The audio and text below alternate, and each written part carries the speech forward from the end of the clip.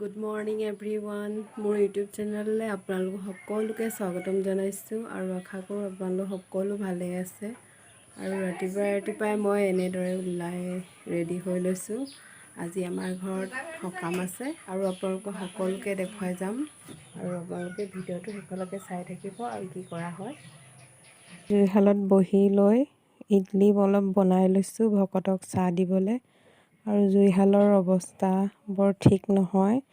সকামৰ বস্তুখিনি জুইশালতে থৈ দিয়া হৈছে যে সেয়েহে গোটেই ভৰ্তি হৈ আছে। ভকতক ভৰি থৈ সেৱা ভাগ লৈ ল'লোঁ আৰু এইফালে ভকতে নাম লৈ আছে।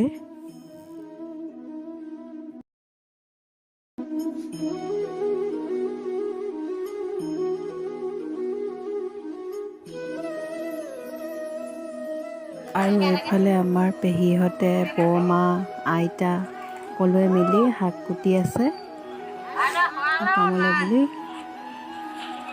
আৰু ভিডিঅ' ভালকৈ কৰিবই পৰা নাই কাৰণ ঘৰত সকাম হ'লে বহুত কাম হয়। এইজনী আমাৰ ডাঙৰ পেহী আৰু এইজনী আমাৰ ডাঙৰ খুৰী।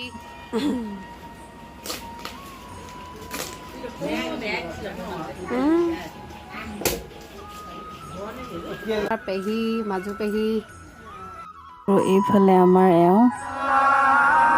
এতিয়া আমি সেৱা ভাগ ল'ব লৈছোঁ। নাম সামৰিব লৈছে ভকতে আৰু মা দেউতা আমাৰ এওঁ মই ছোৱালীজনী এনেকৈ সেৱা ভাগ লৈ লৈছোঁ। আৰু ভিডিঅ'বোৰ ভালকৈ দেখাব পৰা নাই, আপোনালোকে প্লিজ বেয়া নাপাব।